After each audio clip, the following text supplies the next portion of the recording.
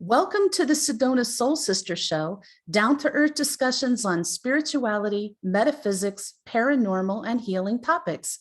The Sedona Soul Sisters are the most trusted psychic mediums in Sedona, Arizona. We are Rosalind Reynolds, myself, Ivory Lanou, Terri-ann Russell, and Melissa Brace, who hopefully will be joining us shortly. We have offices in Sedona, Arizona, where we see clients from all over the world. Today's topic is Dark Nights of the Soul. If you want to join us live, please jump in here and you can raise your hand. We'll unmute you or ask your question in the chat room and we'll be glad to answer it live. If you're watching or listening later, the email address is in the show description. Please email us your question. We're happy to help you at any time. The reason I know we're talking about a dark subject, but I have this bright, sunny flower on the screen because today's show is not dwelling on dark nights of the soul, but more about how to avoid them and how to get out of them, how to recover from one. If you've ever had a dark night of the soul, I don't need to tell you what it is, but for those of you who have been blessed or you just didn't know you went through one, it's when you think so many things happen, it just takes you down at every level, physical, mental, spiritual, emotional. And it seems to be when things tend to pile on at once and you just are so over your head, you can't even see light at the end of the tunnel. And, I personally have been through a couple of those. And it's a subject I was telling Terri-ann before the show started. It's a subject I find myself talking about with clients a lot because they're in it. They're in one and they're trying to get out of it. And it's kind of like they can get a leg up on the edge and then they get stuck there. And sometimes you need somebody to give you a hand. But I think we should talk a little bit about our experiences with the dark nights of the soul. And then we'll talk about and why we have them. And then we'll talk later about how to get out of them. And I know every single person, one of us here has had one. So who would like to start with that? Oh, this is a subject I can really jump into. I mean, talk about the dark nights. Boy, have I been there. And the whole thing for me that it comes down to is I have to literally stop myself as these events start unfolding and I get more and more knocked down. My frequency goes down. As my frequency goes down, I'm losing faith, hope, all of it. And then I have to really catch myself and go, I better start working on my frequency right now, because now that they've got me off balance and I'm just looking down the dark tunnel, I gotta stop right now. And you really do. You have to no. What kind of experience did you have with Dark Night of the Soul, Roz? Well, I think it was more.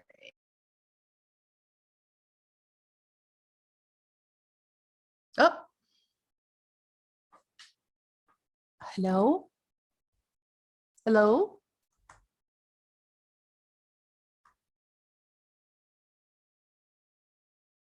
A madly in love relationship. We were really not well suited for each other. So that was a big notch, and constant trying to get balance with that. I had set up my whole life in my head that I was going to go to college, get a degree, and be a journalist. That was my whole thing.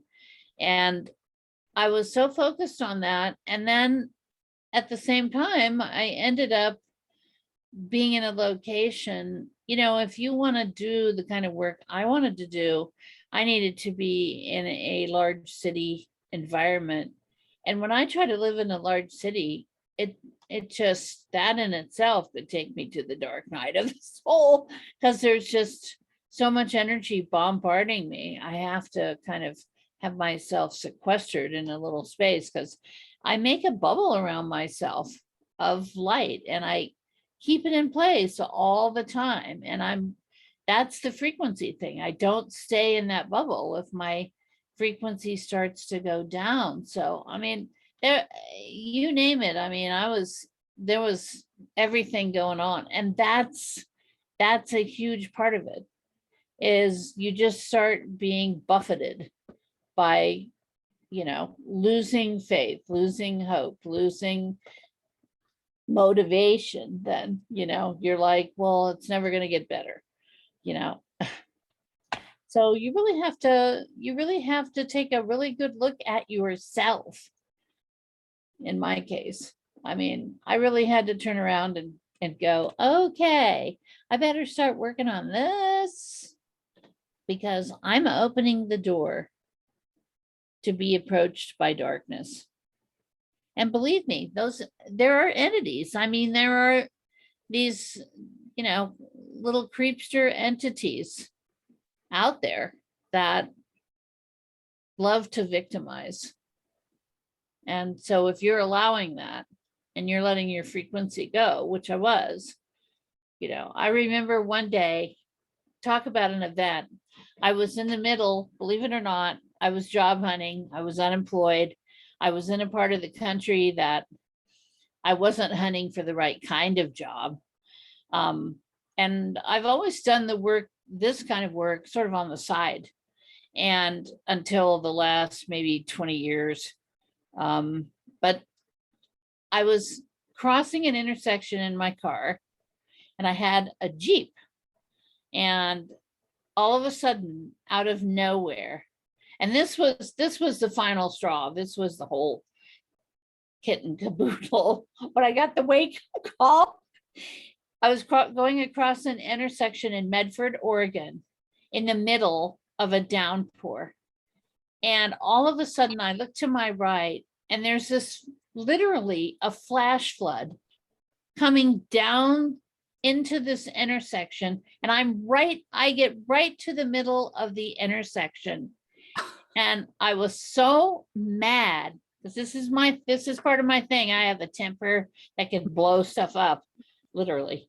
And I took my fist and I hit the steering wheel, and I said, all right, God, what else are you going to do to me now? And my car stopped. I mean, just, that was it. Boom. The words barely got out of my mouth. And God let me know, oh, you really want to continue complaining and being negative? Okay, let me give you a little wake up here. And it was, because literally my car could have been swept. I didn't have the doors on either. I forgot that part. I'm in a Jeep, right? And I'm like driving out in the outback and hiking and camping and doing all the things I like to do then. And whoosh, here comes this water. And I'm looking out, and the water is coming up to the level where my doors would normally shut. It's just going to go right through the car, and I'm going to go whoosh. And out of nowhere appears this man, who looks like he was living out in the woods. I mean, this is Oregon. He's got the big beard. He's got the hat. The water's going crazy. And he just runs over there and hooks a chain on the front of my Jeep. And I look over, and he has a winch on the back of his little truck that he had, winched me right out of there. And I went, Wow. okay, I got it. Okay, I hear you. I better clean up my act. I think that same guy saved my vehicle up in Crown King one time. Came out of nowhere, same description, exactly the same thing. Oh, I'm Nobody in convinced sight. those are angels on earth. I'm convinced. These people who do Yeah, this he stuff. never said a word. He just Yeah. pulled my car out of a 6-foot trench and was on his way. And yep, off down the road. That's exactly what happened. And that probably, that was the turning point for me, because that's when it really hit me like, yeah, I am in the dark night of the soul. Hello, I better get out of here. Absolutely. Terri-ann, what was Yeah. yours? I've had several, and I think because like Rozs, I can be stubborn sometimes. Never. Or not aware and want what I want. So I don't, early on, I just didn't get it. And so I think for me, part of my setting up my evolution as my soul has grown has been really to sort of give me those little baby ones, I call them, which they were not baby ones, I have to tell you. But then build up to the one that would have broke me, which obviously is the one with my son who passed. That was the worst and the most recent dark night of my soul. But going back to, I remember, you know, sitting in the shower, crying and crying.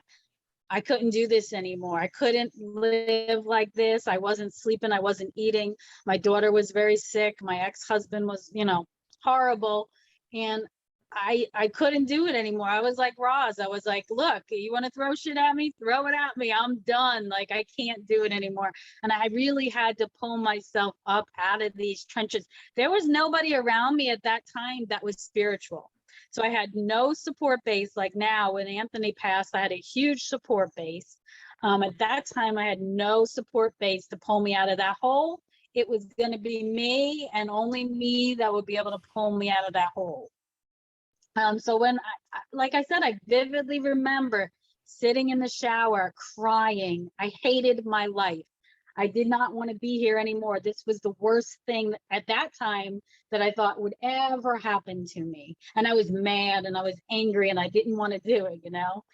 And I remember just something in me. And I think at that time it may have been my grandmother who had passed, but she kept saying, do not be fearful. I could hear her clearly in my head. Don't be fearful. And that really stuck with me. It was like, okay, I have to do something to get myself out of this. And I started reading, I started researching. I'm a huge researcher. I like to know the answers to everything that's going on. So I'm a huge curious person. I started researching about spirituality and what this was. And like Rozs said, my frequency was so low. I mean, I wasn't sleeping, I wasn't eating. All these things that we're attributing to keeping me in that space. And then of course, you know, I had this horrible ex-husband who just kept like pounding me on top of that, you know? So I don't only have my own bad thoughts, I had his bad thoughts that would come in also. And sort of, I would bring myself up a little and it would knock me back down, bring myself up. It was literally that I was crawling out of a cave. That's the way it felt to me. Oh, yeah. I always visualize it as we go into this deep, dark pit and it seems like there's no way out. And we're going to talk about that. But you know, there's a running theme here, and it's going to continue with my dark nights of the soul, because most of the time they seem to be revolving around relationships. And so, yes, terrible things happened to me as a child, but I didn't have a dark night of the soul. I just sort of dissociated, blanked out, a lot of that stuff. But in adulthood, I married a sociopath. I was 19 when we married.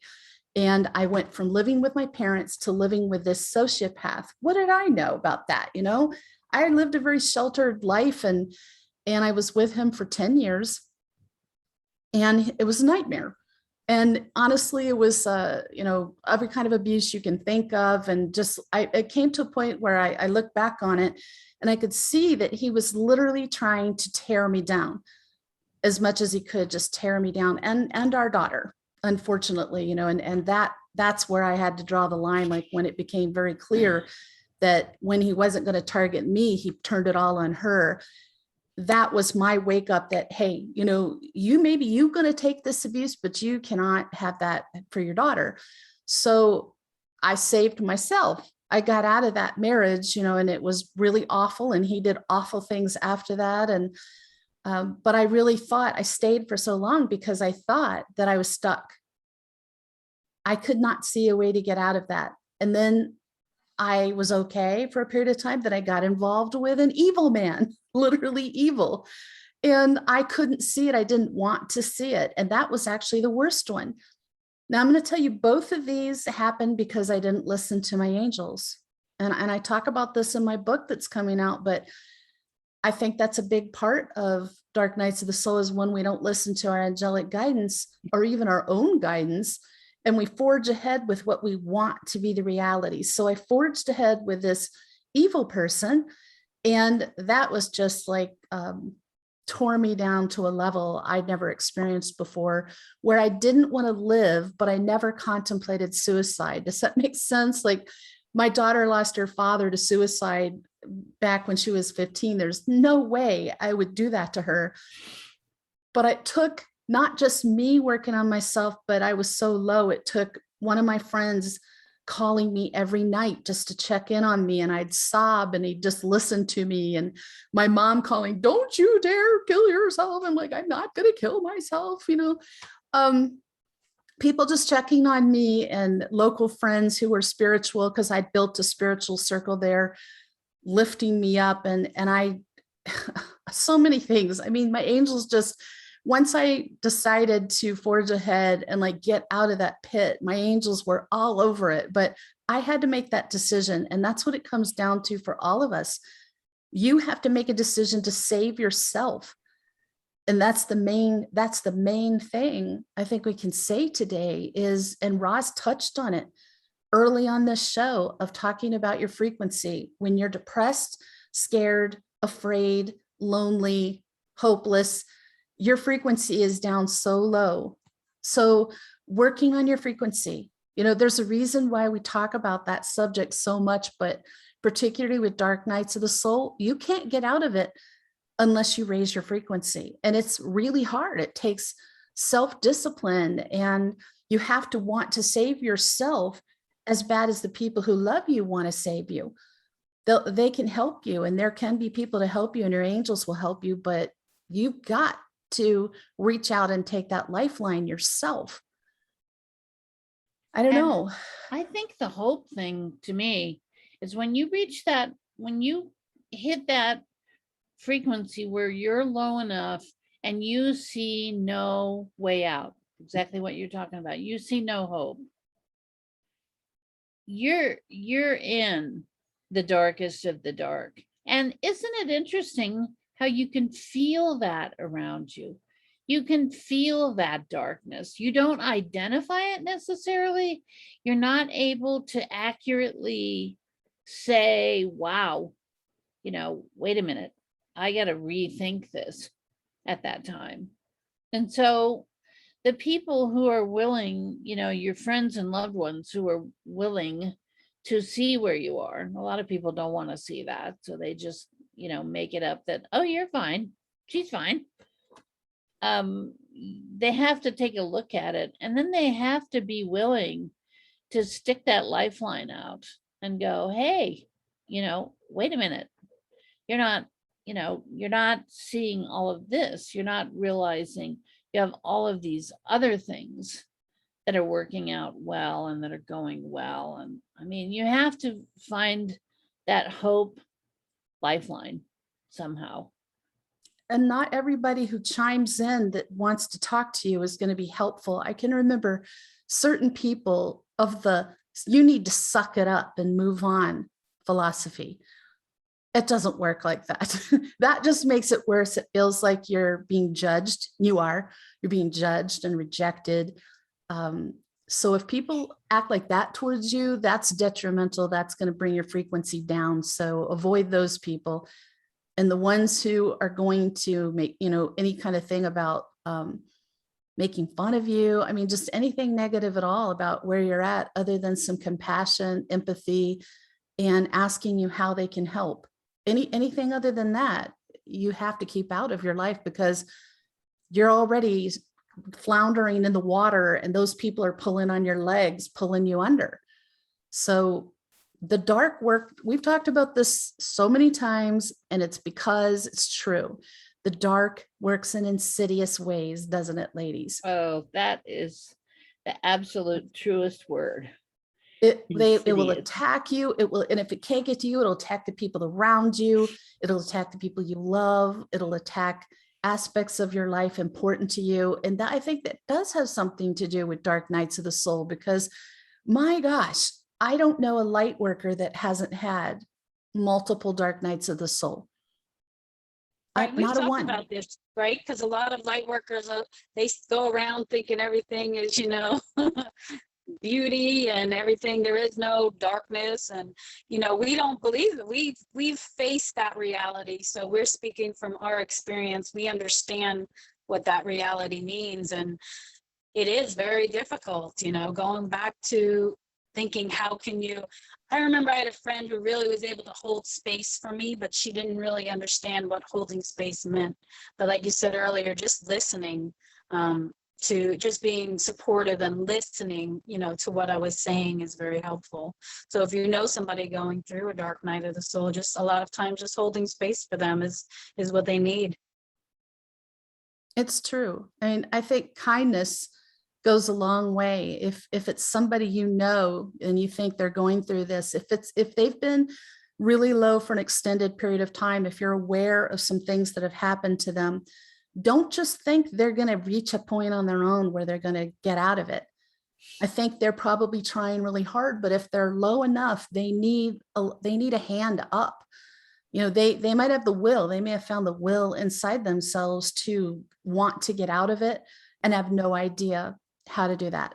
So that's sometimes something we can do, is just offer that hand. We're not going to do the work for them, but we can say, maybe dust them off and straighten up their hair a little bit and give them a glass of water. It's going to be okay. Work on your frequency, start shedding dark people out of your life. And often, boy, these dark nights of the soul bring up the necessary time to make hard decisions about who you want to allow in your life, how you're going to allow people to treat you, what's acceptable to you, where your boundaries lie. And sometimes that gets messy. Oh, well, you cannot continue unless you want to have another or an extended dark night of the soul. Then something has to change. There's a reason you got to this point. So if you're watching this right now, this is a good time to, you think you're in one, you're in one, evaluate the people around you. What is your relationships? What is your work? I think the worst thing for me a long time ago, that first one, was when my job that I absolutely loved turned into a real dark situation at the same time that things got really bad in my marriage. And so I had nowhere to go. I had no safe place to go, no place for respite. And so the smart thing would have been, I could have changed jobs, right? Looking back on that, I could have changed jobs. That would have been something I could have done, but I wasn't thinking straight. And if you're going through this, you're probably not thinking real straight either, because your energy is so depleted. That's a really good point, is our mind, how our mind, we have to be tuned in with our heart, but conscious in our mind about our thoughts and what our process is, what our thought process actually is. Because when you get into that place where you see no option to resolve, to turn it around, you're at a point where your mind is completely overwhelmed, controlled, out of whack. I mean, literally out of balance. And of course, this is how people end up going into clinical, depression, because it actually alters the brain chemistry. Your serotonin is not in balance anymore. I mean, a lot of people suddenly come to the realization like, wow, I need help here. I need something. And that is very accurate. I mean, you need to rebalance your brain chemistry before you can get your frequency up. And I think that's a good thing for people to acknowledge, because to discuss lifting your frequency and taking yourself out of that dark place and starting back towards the light is going to require a physiological adjustment of your brain chemistry and your biochemistry too. So, I mean, as your work history of working with psychological issues and having a degree in psychology. I mean, we can talk about frequency all we want, but it takes more than just words.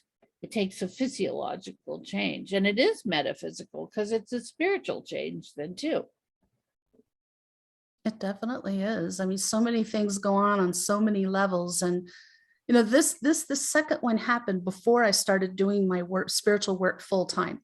But it really is what propelled me to do my spiritual work full time, because I just felt such a drive. Like once I got my feet under me again and I could think straight, I felt such a drive to work my mission, to do what my angels have been telling me to do and stop fighting it.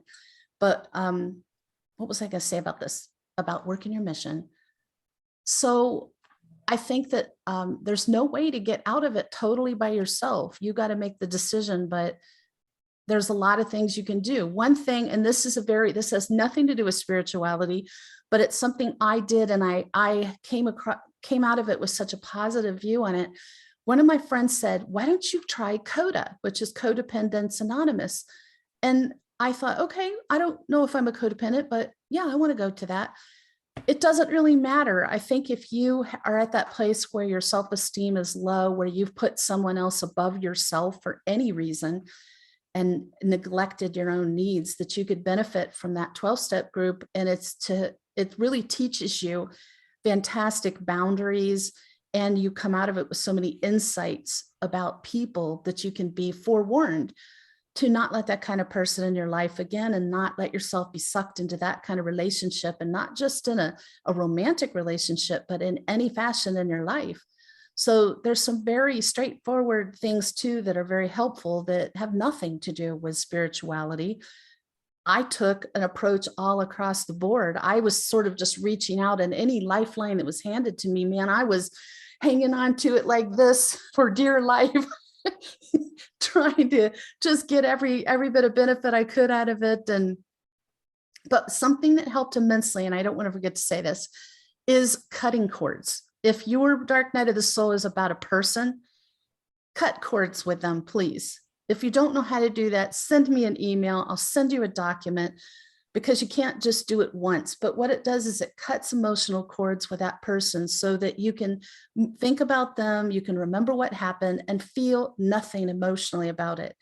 It relieves you of all of the turmoil of the emotional attachment to what happened to you, so that you're free to just work on yourself, build yourself up, create the life you want. And if that relationship works out again later and you want to attach again, you can. It's not forever, but it sure makes things easier when you're moving forward. And that's something, you know, I deal with my clients a lot. First thing, cut cords. I think, you know, the look in the mirror thing to me is huge. You know, really distance yourself from yourself and really look at yourself as, you know, what do I need? What does this person need? You know, and who am I? You know, on the inside, I'm myself. I am not controlled, and my entire life does not revolve around another person.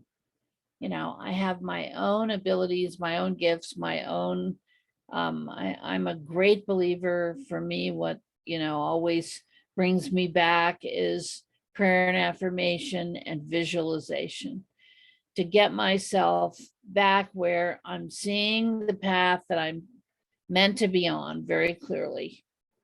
And I'm on that journey of bringing myself out of those dark pits, the dark night of the soul.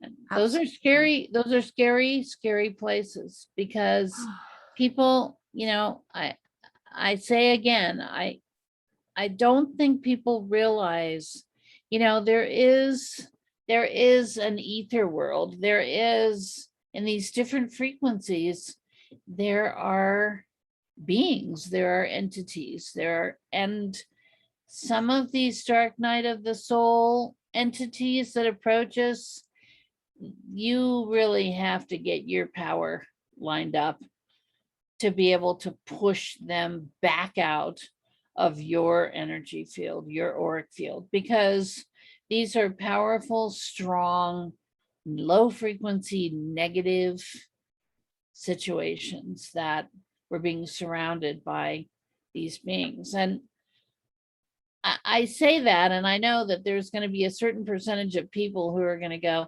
oh no, that, you only do that when, I don't want to hear any accolades or any for being able to see them or being able to do whatever. The bottom line here is I came here seeing those beings from the time I was a child, and I see them so that I can use that gift to help others get them out of their field. And it's really important to realize that this is going on. We want to live in this little conscious world where we think none of this is happening. But when you look back on history and you read and you look at very spiritual, information that's been out for thousands of years, they all acknowledge that this is real. It's not a fantasy. I see them too. I wish I didn't. And interestingly, I didn't see them until I was in that relationship with the evil person. And that's when I started seeing them, and I still do, so I guess once that veil is down, it's down. Terri-ann, I know that you experienced that with this most recent dark night of the soul and those entities coming in. Do you want to talk about that? Yeah, and I think for me, a lot of that was finding my power. So even with my other dark nights of the soul, I don't necessarily think that I found my power. This one, when Anthony died, really, those dark entities, they were going to take me out. There was no doubt in my mind that I was leaving. I was probably like this far from suicide. So, it was like this close. And I knew from the work that I do and from being with you guys that I had to get into that was the most difficult thing to do ever when you don't want to be here, because at that time I did not want to be here. So I think a lot of that was I was fighting almost between two worlds. Do I want to be here? Do I not want to be here? What is it that I really want? And they were able to swoop in and then really put their claws in and really attack. For me, it took everything in my power to stand up, and to decide that I did want to be here. I do have more work to do. And so for, with me, learning to get into that power, learning to fight, whether it's dark entities or the people that you're involved with that are dark.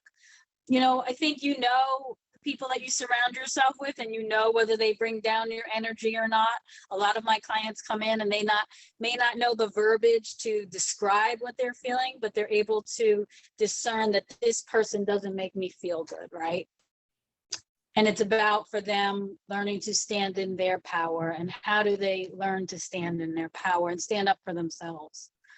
So yeah, it's really, from my experience, I have to tell you, it is one of the most difficult things that I ever did, but really well worth it, I believe, is to learn that aspect of being here as a human and standing in our power. I think I was always a warrior. I know you guys were always warriors, so it's no surprise to me, but when you're that far down, it's really difficult to pull yourself back up.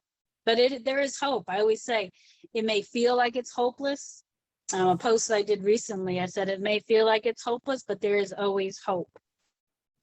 There is, and it just means maybe you can't see it right now because of where you're at mentally and emotionally. And later, it's true, because later when you look back, you see your options, you see your choices you had, even though you couldn't then in the middle of it. And I wanted to say too, just because you get out of one doesn't mean you're impervious to another, and give yourself time to heal and be very careful. Once you get out of that dark night of the soul, be very careful for a while of getting involved with people, like being very discerning about who you allow in your field, in your life. I made a mistake when I moved up to Sedona right after I got out of that situation. And I was still, Rozs, I met Rozs then, so she knew that I had been through a little piece of hell. And I was very vulnerable still, and I physically was ill, still building my energy up. And I ended up working at a place that was just toxic, but it helped me, that's how I met Rozs. And then it brought some people into my life who ended up being incredibly toxic. So, and then I ended up in a house that had, the demonic entity there. So I was going through stuff with different people being awful who were dark, and this dark stuff at my house.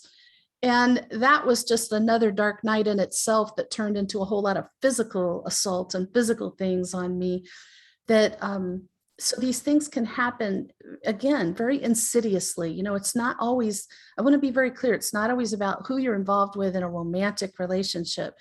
It's usually about people. It's usually a person or persons who bring you into that dark night of the soul, but it can be anybody in your life in any capacity, any relationship.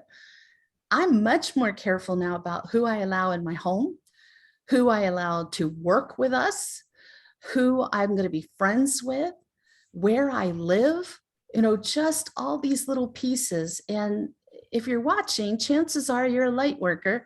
Chances are that you're on a spiritual journey of your own, or why would you be watching or listening to this show? And you've got questions, you're working on yourself too. This is just something to really think about moving forward, and just being extra discerning, because light workers tend to see people's potential, not their reality. And that is an inherent fault we have that we need to be very aware of. It's how we end up in these situations a lot of the time, that other people are like, hell, I could tell he was dark from day. Everyone, I can't even tell you, once people that I thought were our friends, once the relationship broke up, they're like, I never understood why you're so light and he's so dark. What were you doing with that dark person? And it's like, I just felt so silly. Like, how did I not see that for what it was? Because the dark is insidious, and they can trick you, and they can make you see things the way they want you to see it. And if you get far enough into the dark night of the soul, you're so torn down, you don't trust yourself anymore. So you want to catch it as soon as you realize you're starting to doubt your own intuition, or doubt what your eyes are showing you, that you might be being gaslighted. Somebody telling you what they want you to see as the reality, when that's not true. And that's not just in romantic relationships either. There's plenty of people who like to gaslight you. If you don't know what that is, look it up. But these are the things that, I just hope we can help somebody. If you're in it now, you're not alone. You don't have to do this alone.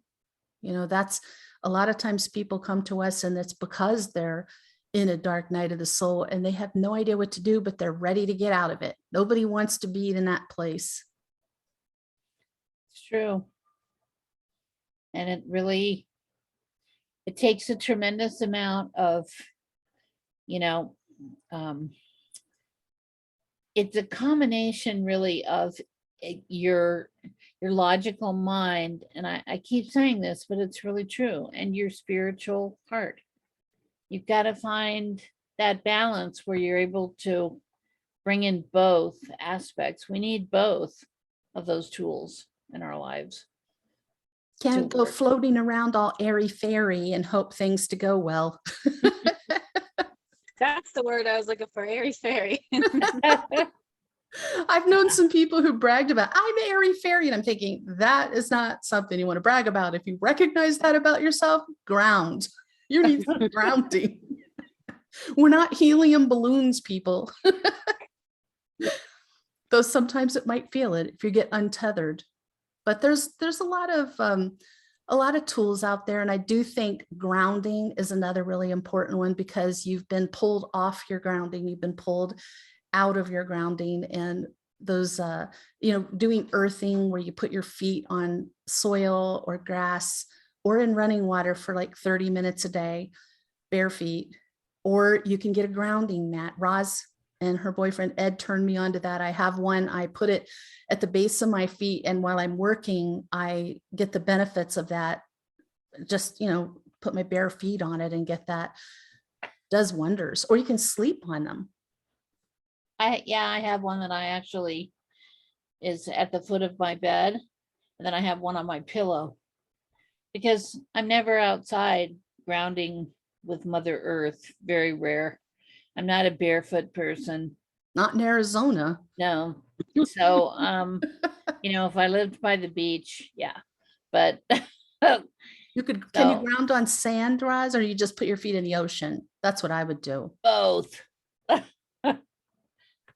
So it's really, there are so many little things about getting yourself back. I mean, back from this dark night of the soul. And that needs to be brought forth too, because, you don't ever have the expectation that you're just not thinking you're going to end up in that place where you just flattened emotionally, physically, spiritually. And then you start to dig yourself out of that, what you were calling the dark pit. And it really requires a level of extreme commitment, faith, hope, outlook, and your logical mind has to come in here. And this is, I have a lot of people say to me, well, I'm struggling with anxiety, or I'm struggling with depression, and I don't want to do anything that would make it worse. Of course we don't, but we have to get ourselves to level before we can really start to address those issues. And, I think the dark night of the soul, part of it is also that moment that sure hit me when I've had a few of these encounters where I really had to say, okay, I have to do this for myself. I have to get myself, nobody's going to fix this for me. I have to get myself back where I'm supposed to be. And I know I'm supposed to be there. So You said something earlier, Roz, that I think is really important. And I'm just going to emphasize that a little more. To stop thinking, you didn't say this part, but instead of thinking so much about what you've been through or what's happening or that other person or persons, every day, start the day by, what do I need? And if you start thinking about those other things and perseverating about them, what do I need right now? Do I need to drink something? Am I dehydrated? Do I need to eat? Do I need to rest? Do I need to take a little break? Start tuning into your needs. And I think that is a critical part of this, because we lose ourselves in a dark night of the soul. We really do. We lose ourselves. So regaining that is getting much more in touch with what you need as you go through your day, detaching your thoughts from what's happened to you, what is happening around you, and going more inward to what your needs are in the moment each day. Any last thoughts on that from you, Terri-ann, on any of this? I start with a thing where I put my hands on my heart and I say, dear me, what do you need today? And I really tune into that, I like you were that. saying, because even on a daily basis with us, the work that we do, our families, it can take you away from your practice. And sometimes we forget about what it is that we need. So just holding your hands on your heart, tuning in and listening. And it is difficult sometimes when you hear the word rest and you have, kids running around and you have to cook dinner and sports and all this stuff. But it really is about then doing what you're being told to do. If it is rest, just find that time. It doesn't have to be a long time. Just find that time to rest. Absolutely. Well, I think we've covered this subject really well. And again, if you have questions, feel free to reach out to us. That email is in the show description. Don't be shy. We like hearing from you. You've been watching the Sedona Soul Sisters show. If you'd like more information about us or our services, please visit our website, sedonasoulsisters.com. Tune in next Friday when the topic is Angelic Intervention. We're going to be talking about real life stories of angelic intervention, what that's like, the kind of circumstances you might need it, and how to get it. All kinds of good things for that. So following the dark with the light. In the meantime, we hope you have an enlightening week.